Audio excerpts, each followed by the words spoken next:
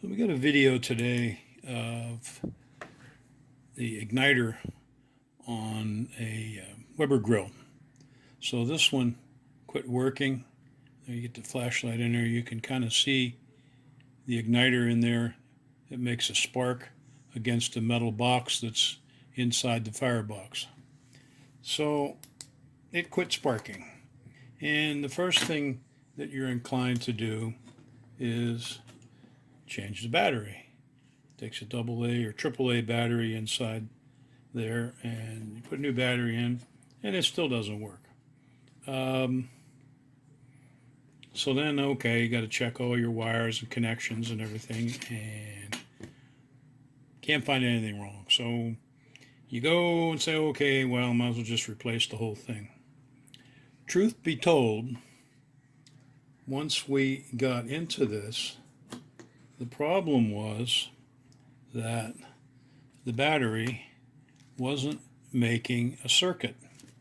So what you have is the battery sticks negative side first into the cap, and down inside the cap, get our trusty flashlight out again,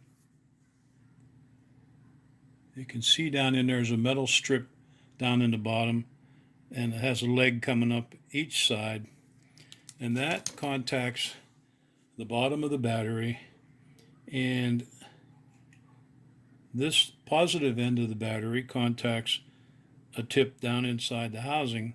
And in theory, when you compress the button, these two legs that stick up here contact a spring inside there and complete the circuit and make the thing spark. So couldn't for the life of me figure out what was going on, and it ends up that you can take this whole thing apart if you're so inclined. It's just a rubber boot there. You can poke that rubber boot out of there,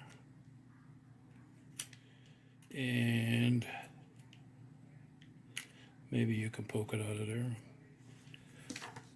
Remove it from the ring. Now you have just the push button with a little strip, and you can go a little farther and pull that little push button out of there. Now you have the metal strip where the battery sits, and when we got down to this point, we touched our test leads from here to here, and we had no circuit. So I'm like, okay, what's the deal there? Well, this bottom of the battery is obviously touching down in there where the battery sits.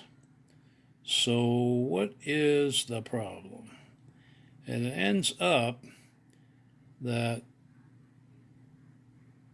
the bottom of that metal piece in there, again, we'll maybe get our flashlight out here, see what we can see down in there. Kind of see down in there, there's a metal base.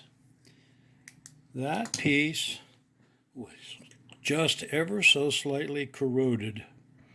So you can pop this little thing out of here, this little contact piece. Got a couple of tangs that stick out through the side, but you can pop that out of there. I'm not going to take it out again because I already had it out once. Take a little emery paper or a little file, clean up the contact surface on the bottom of that strip, put it all back together again, and what do you know? It works. And I can't, well, you can't see it there, but just, there you go. Sparks all day long. So instead of spending $30 or more, some places were more, for this whole kit and caboodle to replace your igniter, maybe, just maybe, you can go in there for free, clean up the contact surfaces, make sure you got a circuit in your battery, and you can fix your igniter for next to nothing, just a little time and aggravation. You put the whole thing back together again, and Bob's your uncle. So that's just a little short video on maybe, just maybe, how you can fix the igniter on your Weber grill. If yours has got some other problems, that won't fix it, but if it's working one day and wasn't working the next, or your wife pushes on the button too hard and it quits working, whatever the story is, check your battery first. Make sure the battery's good. If the battery's good and you're still not getting anything, make sure that you're getting the circuit through the battery. So that bottom contact has got to be clean in order to get the circuit up through this little plate here. And what happens is when you compress that, we'll get our flashlight out again, sorry for all that, but those little tabs get pushed in against that spring, and that spring touches a vertical rod that runs down into the controller, and that's what completes your circuit. So there you go.